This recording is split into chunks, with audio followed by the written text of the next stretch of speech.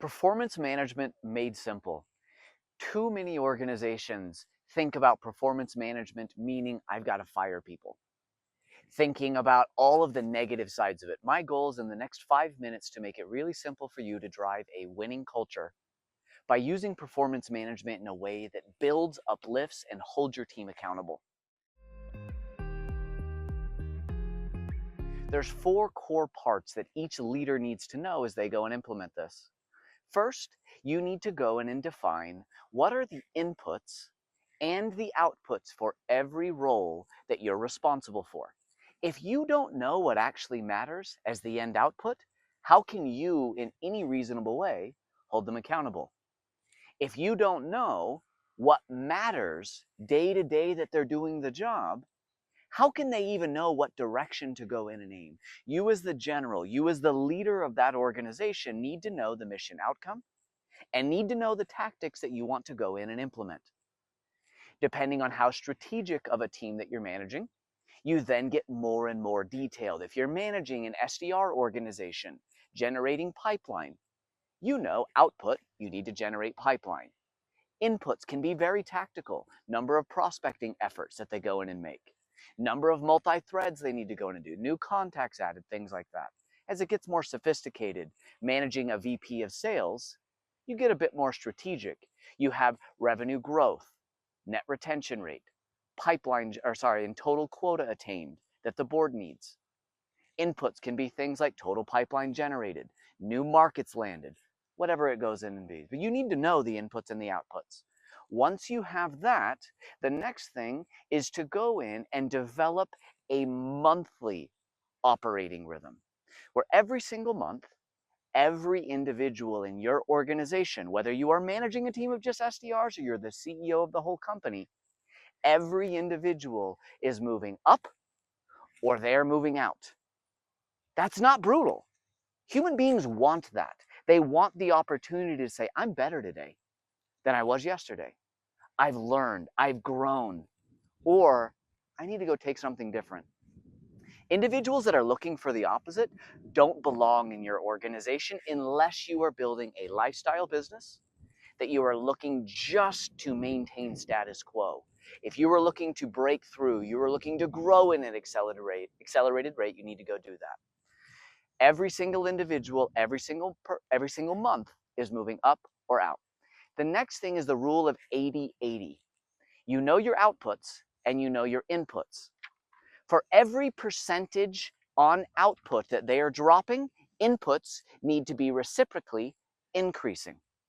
And the rule that I use is this kind of diagonal line. If you've got an x-axis, are they doing the inputs? Y-axis, are they achieving the business outcomes? Any individual below an average of 80% on those, performance management begins. Now, when you go think about that, it's really simple. So if I've got a quota of 100 grand and I need to generate $100,000 of pipeline, I'm just using simple numbers here. If I don't achieve at least 80% of my pipeline generation and 80% of my quota on bookings, I need help. If they're more than that, allow them to grow and coach them, develop them, go in and work on that, but don't do this performance management process that I'm going to go walk through. If they're below that, there's 3 steps you need to go in and take. Step 1, the first month, and I don't care if it's month 1 or month 39 that they're with your company, you go in and you coach.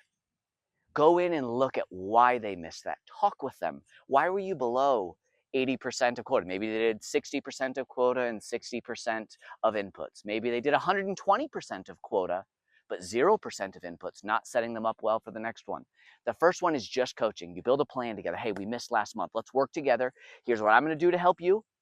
Here's what you're going to go do. I probably didn't do a good enough job as your leader telling you exactly this is the inputs and outputs we needed. Let's work on this together. Month 2, within any 6-month window that they're also below 80-80, not necessarily in a row, but at any point, you now go into a coaching plan. Hey, I didn't do a good enough job. We worked on it when we talked about needing to go and improve when you were below that 80-80 threshold before. I want to document this a little bit better. You send them an email. There's no threat of termination. There's no negative consequence. You are now developing a plan that's documented to go work on with each other. If there comes a third time within 6 months that they are below that 80/80 threshold, now is when you move into an official performance improvement plan. This is where, if you don't do your part as a rep, as a leader, as an executive, it's time to go, because we've talked about this too much. That is the first time it should ever be negative, but you should still be all in on that individual. Now, how I measure organizations that I lead, that I coach, and that I develop is, after we've gone in and implemented this very simple process, do 75% of the individuals that work for that leader that at any point needed this performance management process end up succeeding. If it's the flip, 75% that start that first step one need to be managed out eventually, that leader is not a developer of people. They need help. You need to be working with them. Or you need to go through this exact same process with that leader. I hope this made it simple for you. I've loved doing this in organizations. It takes about 6 months to get good at it, about 12 months to make it normal in your company, and 18 months to where you now have a complete winning culture.